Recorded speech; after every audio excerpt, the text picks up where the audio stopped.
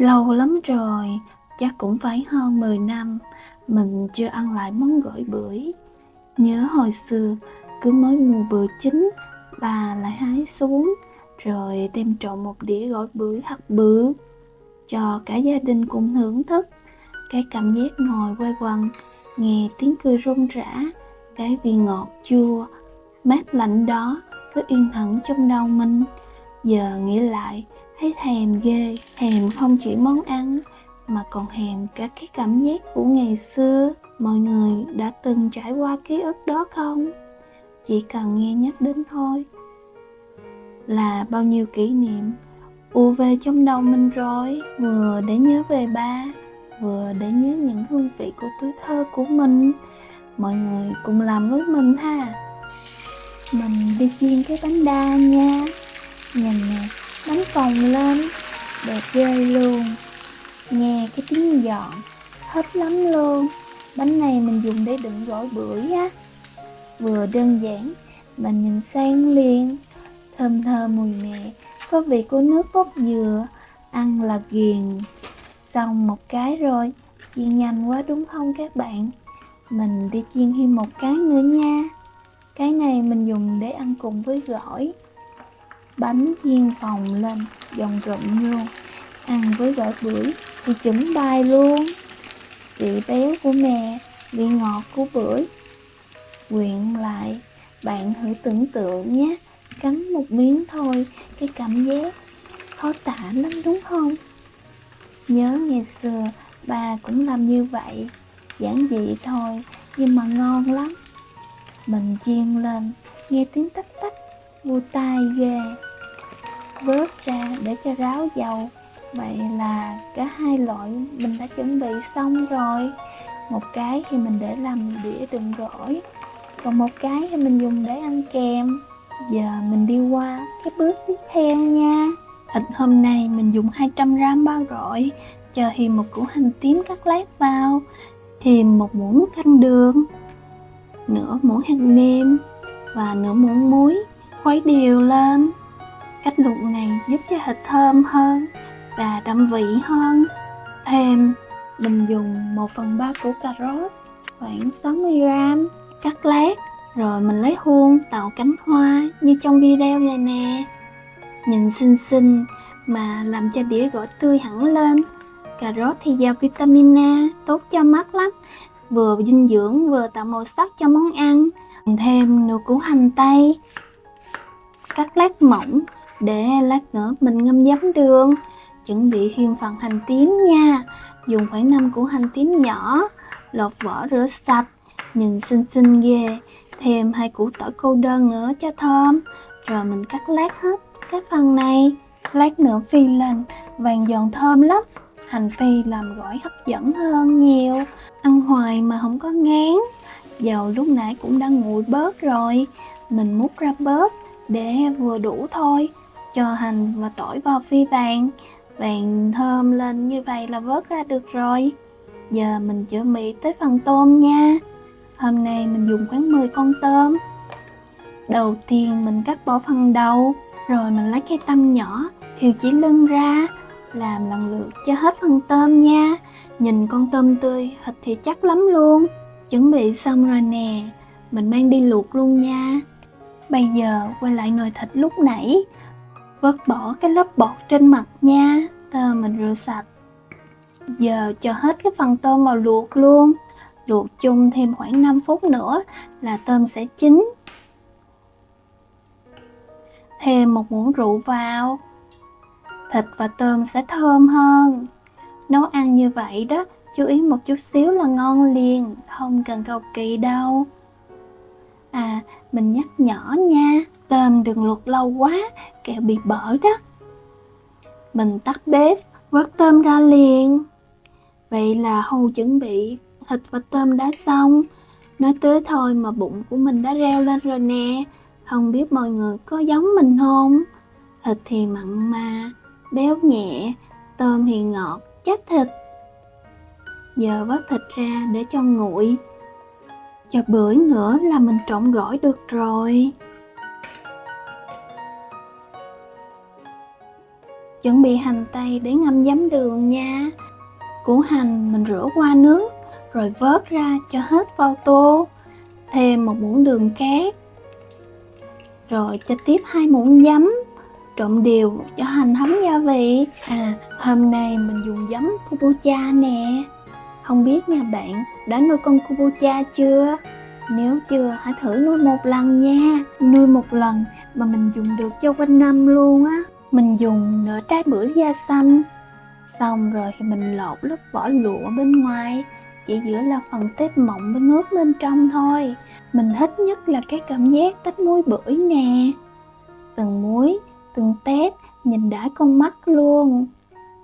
Tiện thể chia sẻ thêm một chút nè, trong bưởi có rất nhiều vitamin C, thường xuyên sẽ giúp cho da sáng mịn hơn.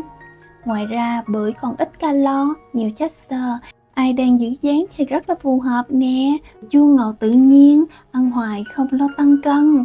Đây chắc nhiều chị em sẽ thích lắm, vừa ngon vừa giữ dáng. Mọi người có thấy hấp dẫn không? Comment cho mình biết nha. Tép nào tép nấy cân mọng nước, nhìn thích con mắt ghê. Mình làm đến đây thôi cũng thấy vui rồi.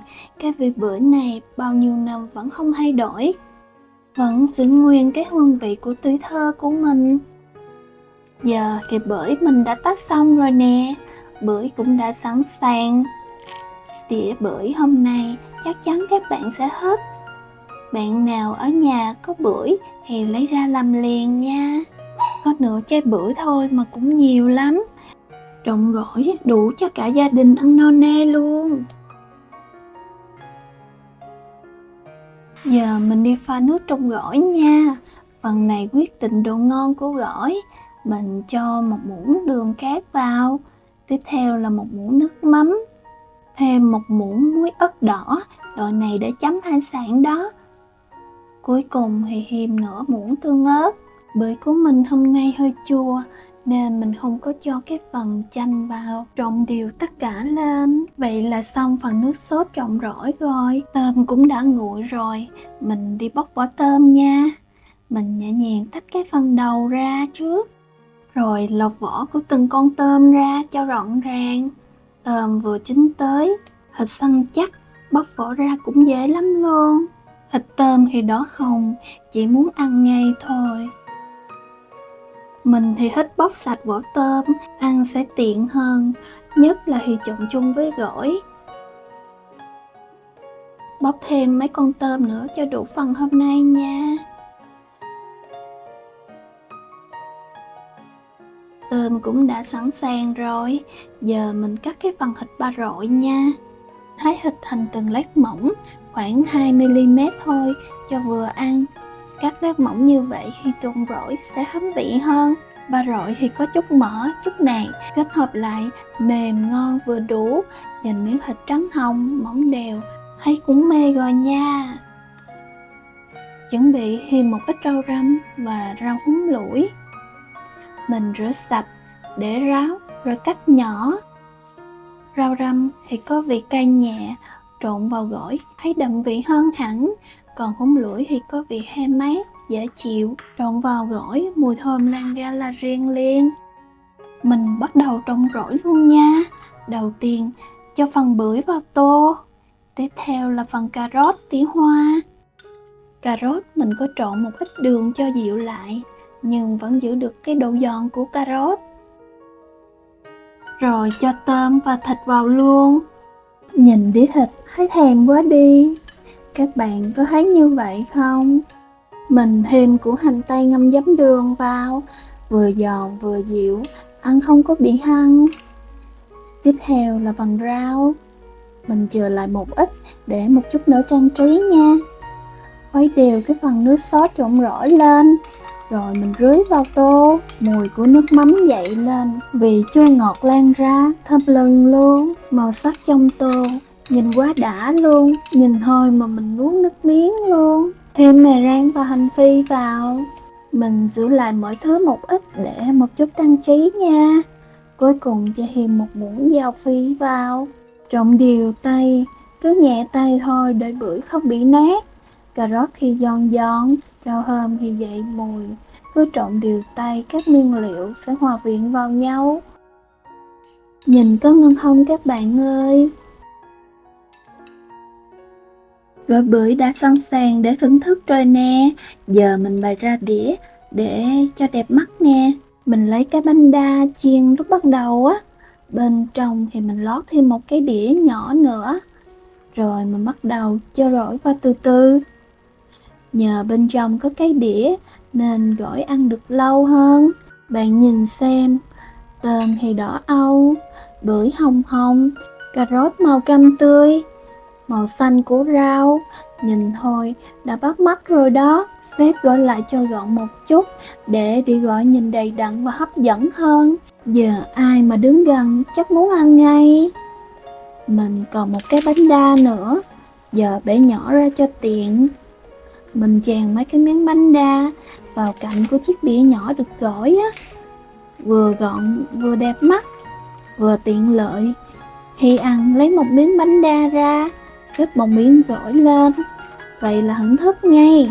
Tưởng tượng nha, bánh đa giòn tan, gỏi thì chua chua ngọt ngọt. Cắn một miếng thôi, wow, chảy nước miếng.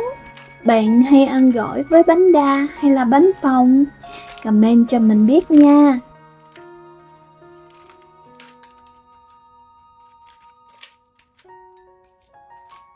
Mình sẽ trang trí thêm một chút cho đẹp. Sắp lại phần tôm và thịt lên trên mặt cho đẹp hơn. Rắc thêm một ít hành tỏi phi. Mùi thơm quá các bạn ơi. Tiếp đến là mè rang. Vừa thơm vừa béo, làm món ăn tròn vị hơn. Cuối cùng ta cho thêm một ít rau thơm, cho rau lên là bắt mắt liền. Thành phẩm đây rồi, một đĩa gỏi bưởi đầy màu sắc và hấp dẫn. Mình thì thấy rất là hài lòng, không biết các bạn nhìn có thèm chưa? Nếu bạn thích cách làm này của mình thì nhớ cho mình một like và đăng ký kênh mình nha, để mình còn được trò chuyện với bạn. Chỉ thêm vài bước nữa thôi là có thể thưởng thức được rồi. Món này thật sự rất là cuốn.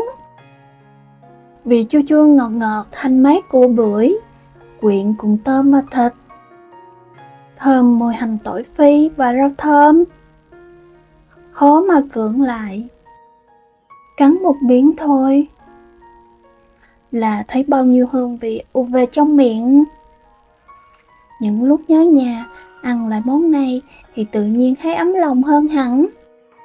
Hy vọng bạn cũng sẽ thử làm món này để tìm lại cảm giác quen thuộc giống như mình vậy đó. Giờ thì xin chào và hẹn gặp lại bạn ở những video tiếp theo nha.